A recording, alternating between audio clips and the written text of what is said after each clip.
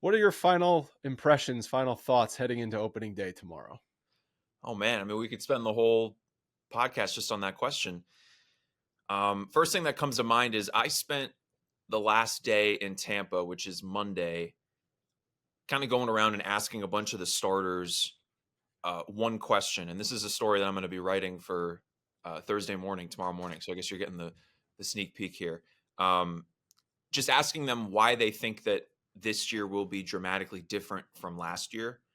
And every single person that I talked to had a glowing response about the roster, the vibe around the team, the energy, the motivation that that group had from what happened last year.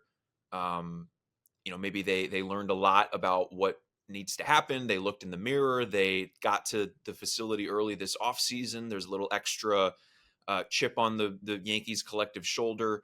And then obviously you talk about the additions that they made in the outfield and the pitching staff, et cetera, et cetera. So the sense that I got is that this group really is confident in what they have going into this season. And, you look at different projections, or I don't know if you're going to ask me what I think is going to happen this year. I think they're a playoff team. Um, it's just a matter of staying healthy and getting hot at the right time at the end of the year and making sure your biggest pieces are firing on all cylinders when they get to a possible postseason berth.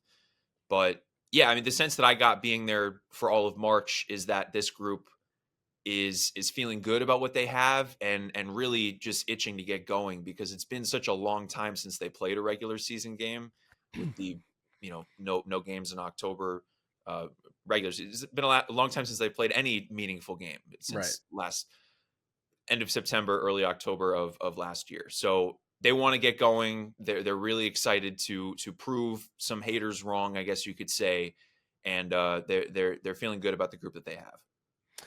That though, to me, has been a common theme under Aaron Boone, that they like the guys that they have. They're confident in themselves, and they feel like they're the best team in baseball, even when objectively they have not been. And that's fine for a mentality to have in a clubhouse. I'm curious how you would compare. You asked the players that question, and you were in the clubhouse throughout March. How would you compare the vibe in there versus, say, last spring training, where they were coming off 2022? They had the best regular season record in the well, no, Houston, whatever. They were one of the best regular season teams that year. So I know they didn't, win in the playoffs, but they were very confident coming out of that year. So I wonder how the vibes are different spring to spring. Right. I think that's a good point. And, you mentioned Boone. I mean, Boone is a player's manager. He's going to hype the group up. He's going to try to make them believe that they're going to bring the best out of what they have collectively. I don't specifically remember any responses to a question like that from last year, but just off the top of my head, I think that this spring is different because maybe you look at last year and the Yankees had some glaring weaknesses from the previous season when they got to the ALCS and got swept, and they didn't address those weaknesses. Like, the offense was something that needed to be fixed. They needed more athleticism, some balance. Left field was a glaring concern, and they just went into the next year without fixing some of those holes. Obviously, they did upgrade parts of their roster, but those upgrades, like a Carlos Rodon, didn't pan out at all. So I think that, again, one, they really believe that they can spin what went wrong last year into an added motivation that we don't want that to happen again.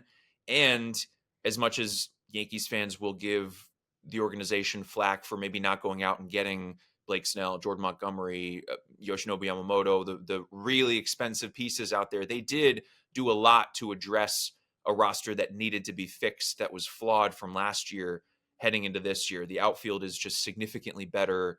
The lineup has more balance. You're still counting on a lot of aging veterans to stay healthy, and there are some pieces that they're going to be injury concerns the whole year: Stanton, Rizzo, LeMahieu, etc. And obviously the pitching staff has a high ceiling, but also a pretty low floor. And losing Cole to start the year is not great. I mean, we could go up and down the whole roster, but yeah, I mean, forgive me for being redundant, but I really do feel that's the sense that I get, is that this team has that chip on their shoulder that, we learned from what happened last year. Our team is now better after the offseason, and now here we go. Let's prove it when the season starts. That's an excellent point you made, that the additions they made this winter are an upgrade over last year, whereas the additions they made going into 2020, there were no, I mean, there was one addition, Rodon, but like that wasn't addressing the biggest issue from 2022. So even though they could have sat there a year ago and said, we've got the team, we've got the players we need, that was harder to buy than with the additions that they made this year.